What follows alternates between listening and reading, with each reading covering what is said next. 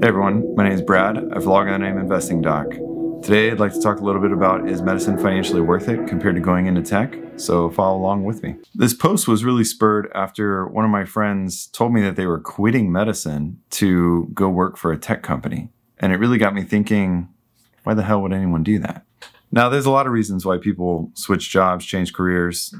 That's beyond the scope of this post. But what I would like to highlight today is a lot of people always say, don't go into medicine for the money. But let's talk a little bit more about if it's financially worth it or not.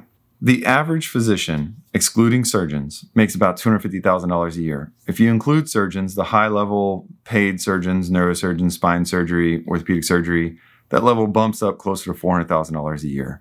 The reason I'm excluding them from this discussion today is not that, both of them have their specialties and their expertise, and they're wonderful in both sense. But I would imagine that the individual who goes into neurosurgery to do spine surgery, they're not second guessing their career as, should I go code for Google or Facebook? So I think it's a little bit less pertinent for this discussion. So I'm going to stick to the non-surgical specialties, which is about $250,000 a year for those. The average salary for a Facebook entry-level employee is $184,000 a year if you include stock compensation.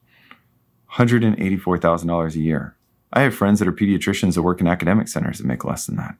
Let's have a little bit of fun and let's just talk about the difference between what if someone who went to med school, they had a twin that instead went to work for a tech company. When would the salaries and earning potential end up crossing over that the doctor came out ahead? Now, it's pretty rare that a tech company graduate is going to start right out making $184,000 a year. So for that reason, I'm going to assume that for the first couple of years, that the new employee in a tech company makes about half that, $80,000 to $90,000 a year. That way you can get your kind of feet wet, you can build up your resume. And I think it probably is a little bit more realistic to say, let's jump right into half that salary for a couple of years and then go to the $184,000 a year. But maybe it is realistic to make $184,000 a year right out of training. Either way, that's not how I'm going to do it for this study. That person graduates school, the tech worker, and they start making $80,000 a year. And all this is going to be pre-tax, by the way, but they start making $80,000 a year in income, and they do that for 2 to 3 years. Meanwhile, that medical student had to take out, on average, about $200,000 to graduate med school, so $50,000 a year I had to pay 6.8% interest on my loans. So every year, 6.8% interest. And for the 3 years of residency, since most non-procedural specialties are about 3 years, a lot of times you're not paying any of that debt. So that interest is still just accruing. Now, I do realize that right now, interest is on pause, but I don't expect it to be on pause forever, meaning that it's not accruing. So I think that for the purposes of this, we'll just assume that the interest is still accruing. At the end of those 7 years with interest, on average, the physician's going to owe about $265,000 to $263,000 in interest at the end of those 7 years of training before they start making money. Meanwhile, the other tech worker making $80,000 a year for the first couple of years and then starting to make $183,000 or $184,000 a year, the delta between that negative debt and where that tech worker is about $1.3 million. So the spread is about $1.3 million in income compared to the debt of where the doctor's at, which is quite astounding that they're that far ahead. I didn't realize it would be 7 figures ahead when I started doing the math.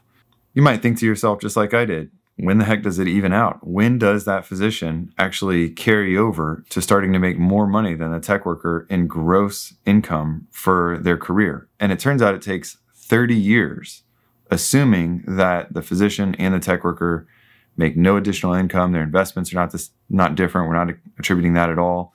The other untold benefits of working for a tech company is simply the benefits.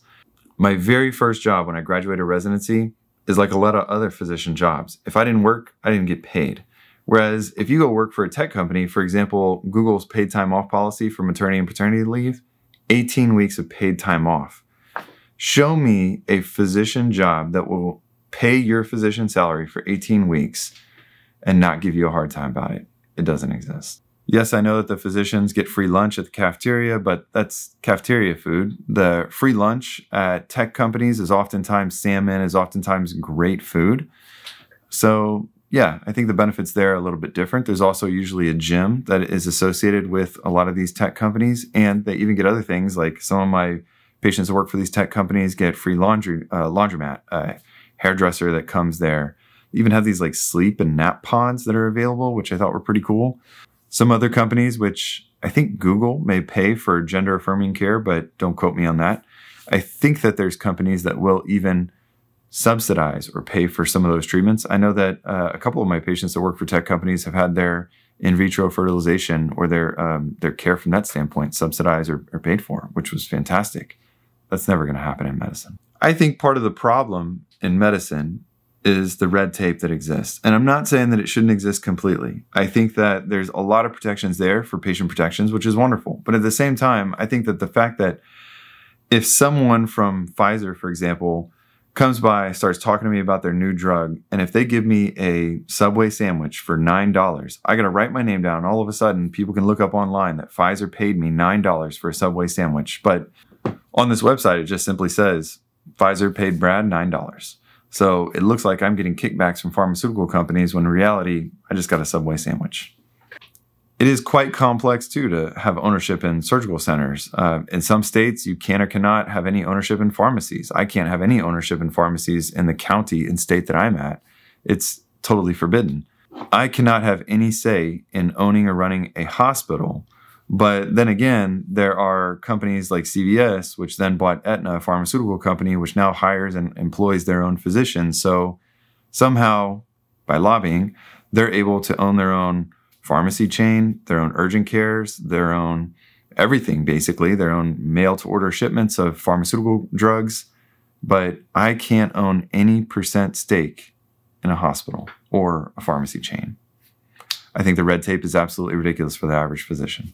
It's been said 1,000 times over, don't go into medicine for the money. And I think that if you're going into medicine for a surgical specialty, wonderful. You know, there's a lot of need for it and I love it. But if you're going in for a non-surgical or procedural specialty, I really would think twice. If you're going for the specialty for the money, I think you're really misguided. I would rather say go to either finance or tech. And especially with the benefits of tech right now, I don't see why anyone short of love for the actual work would make academic salaries with some of these non-procedural specialties of making $150,000 a year.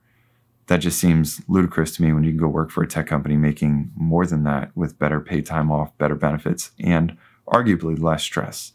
Hope you guys enjoyed the post. Keep following along. Subscribe, like if you like the post, and let me know feedback. If you wanted me to post on any specific topics, you can email me at the email below. I hope you all have a nice day and a nice week ahead.